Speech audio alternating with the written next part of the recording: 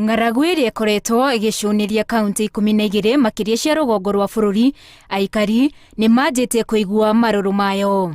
Kaunti-inĩ ya Isiolo, thoko-inĩ nene ya mahiũ ya Isiolo, tũrakora arĩithia mahiũ meyumĩrĩte kwa wĩingĩ na mahiũ mao. Hii soko ndio inategemewa katika hii asal area yote. Gũkũ endia nĩ aingĩ gũkĩra agũri, makiuga marendia mahiũ mao kuona ng'aragu nĩ yanjĩtie kũmahuhĩra mĩrũri, na ũguo makona mamendie matanakinya ha kũhotwo. Katika Isiolo yetu kuko na ukame na njila limeingia, ni kama hatujapata mvua ya kutosha. Ũndũ ũyũ ũcũngĩrĩirie thogora wa mahiũ gũikũrũka na kwaga kũmacokeria guoko, na igũrũ rĩa ũguo no maragiritania thogora kũgwa na mahiũ maingĩ kũrehwo thoko-inĩ kuma nginyagia bũrũri-inĩ wa Ethiopia. Na pia tunapata mifugo inatoka hata huko nje kama upande ya Marsabit, Wajia pia inakuja.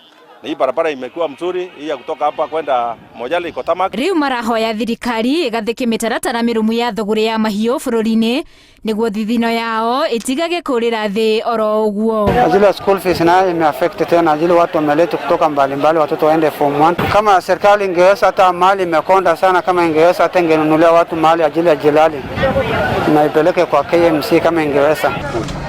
Aikari a Ganze, kaunti-inĩ ya Kilifi, kĩrĩro ta gĩkĩ makiuga maĩ na irio gũkũ nĩ rũgano. Lakini sasa ile kubwa kabisa ni ukosefu wa maji. Wagi wa maĩ ũhutĩtie nginyagia arutwo arĩa handũ ha kũroka cukuru maramba gũthiĩ ng'endo ndaya gũcarania na maĩ. Kuna upungufu wa chakula majumbani, hivyo basi wale watoto wameshirikiana na wazazi wao kwenda kutafuta lishe. Riu marahoya thirikari ĩmateithĩrĩrie na njĩra ya kũmenjera thiranga nĩguo manyotoke na mahũne na warutwo macoke irathi makanyotoke gĩthomo. Tuweze tusaidie tuchimbie hizo madams tuweze kupata misaada. Handũ-inĩ ha Inooro TV, njĩtagwo Winnie Kimani.